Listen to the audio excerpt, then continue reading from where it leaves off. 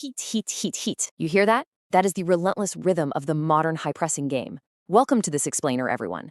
Today, we are looking at two totally fascinating extremes in international football. On one hand, we've got the gritty, incredibly physical 1990 German World Cup victory, and on the other, we're looking at the massive, hyper-optimized landscape of the upcoming 2026 tournament. Think about it. Back in 1990, a clinical West German side won the final with a single penalty. Fast forward to today, and defense is this high-tech game of millimeters.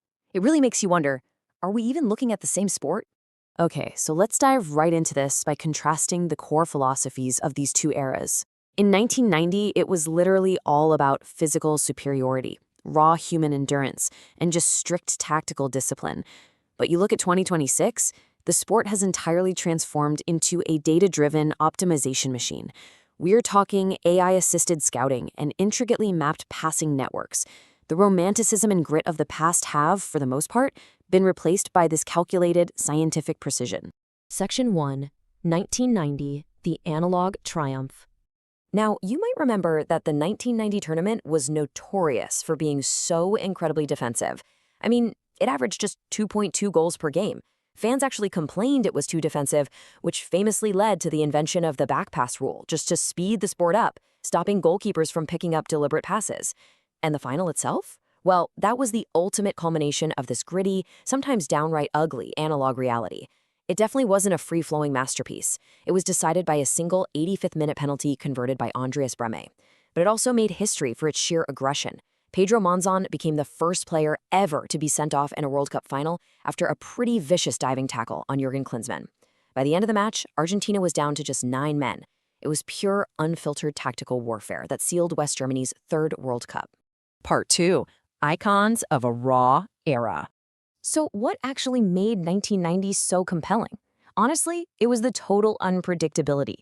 Today, modern players know that almost every single gesture they make is captured from multiple angles and can become a permanent internet clip in seconds, right? The psychological pressure is immense.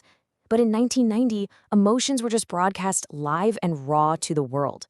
A prime example is Paul Gascoigne. During England's semi-final loss to West Germany, Gascoigne received a yellow card, and that card would have suspended him from the final had England advanced. The camera caught his bottom lip wobbling and the tears just flowing right there on the pitch. It completely broke English hearts, but man, it instantly cemented him as a national treasure. And then we have the sheer joy of Cameroon's Roger Milla. Milla had actually retired from international football, but he returned to the 1990 tournament at the age of 38. And he didn't just play, he scored 4 goals and celebrated each one by running to the corner flag and doing this amazing hip-swaying dance. It was just a display of pure, unoptimized joy that definitively put African football on the map and danced its way straight into World Cup folklore. The crucial takeaway here is that 1990 allowed for true surprises. Take Salvatore Toto Schillaci, for instance. Today, analysts study tens of thousands of actions from nearly every player before a tournament even kicks off. But Schillaci? He started the 1990 World Cup as a relative unknown, coming off the bench for host nation Italy. Out of nowhere, he emerged to score 6 goals, achieving the incredibly rare feat of winning both the Golden Boot as top scorer and the Golden Ball as the tournament's absolute best player. And of course, that unpredictability led to one of the greatest shocks in sports history. In the opening match of the tournament, the defending champions Diego Maradona's Argentina were stunned 1-0 by Cameroon. Francois Omambiek scored this legendary towering header. And you know what's even more unbelievable? Cameroon secured this victory despite having 2 players sent off, meaning they finished the match with just 9 men. It was the ultimate analog triumph of willpower over the established order.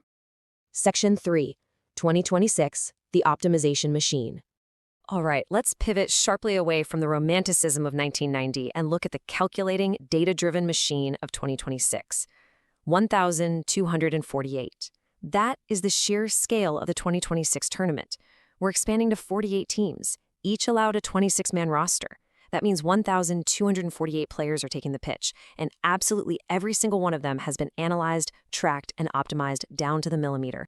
To put that into perspective, these are the modern optimization metrics that define success today. Teams aren't just relying on individual flair anymore. Instead, they are meticulously calculating their pressing intensity. They're mapping out passing networks using advanced AI, measuring sprint frequency, and scientifically managing recovery cycles. It's an environment where efficiency is literally the highest possible priority. And because of this extreme scientific optimization, many tactical analysts believe that the squads competing for the 2026 trophy are vastly physically superior to the legends of the past. The physical output, the endurance, the speed, it is completely off the charts compared to the gritty warriors of 1990. The sport is undeniably faster and more intense than it has ever been. Part 4.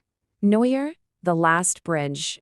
So you might be wondering, how does a team with a rich analog history of grinding out defensive wins adapt to this hyper-optimized era?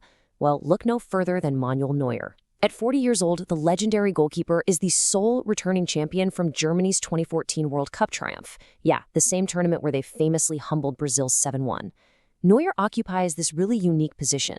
He's the last man standing. He's the anchor, and essentially the living bridge that connects Germany's clinical, battle-tested past to its data-driven present. Just look at how manager Julian Nagelsmann has constructed this new squad. He's blending that old guard, Neuer in goal, and veteran Joshua Kimmich wearing the captain's armband in defense, which really echoes legendary captains like Franz Beckenbauer and Lothar Matthäus, with a hyper-optimized new generation. You've got the formidable Antonio Rudiger at the back, paired with incredibly dynamic next-gen midfielders like Jamal Musiala and Florian Wirtz. It's a fascinating mix of seasoned leadership and explosive, highly engineered modern talent designed to build a new, impenetrable German wall. Finally, Section 5, Can the Wall Return? So Germany has the data, they have the physical superiority, and they certainly have the talent. But what does success actually mean in this modern landscape? Analysts point out a pretty crucial insight here. Modern football is absolutely peaking in terms of superior physical output. The players are faster, they're stronger, they're more resilient. But there's a persistent belief that beauty and efficiency aren't always the same thing. The calculated perfection of 2026 is brutally effective, sure, but it often lacks that remarkable, unpredictable freedom and creativity that defined the historic legends of the past. So I want to leave you with this provocative thought. 1990 was the last time the defensive German wall felt truly unbreakable, and it was driven by raw emotion and a sheer refusal to lose.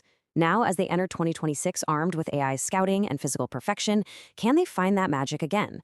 Will a calculated, data-driven wall be enough to capture the legendary, memorable spirit of a World Cup champion? It is going to be absolutely fascinating to watch. Thanks for joining me on this explainer, and keep your eyes on the pitch.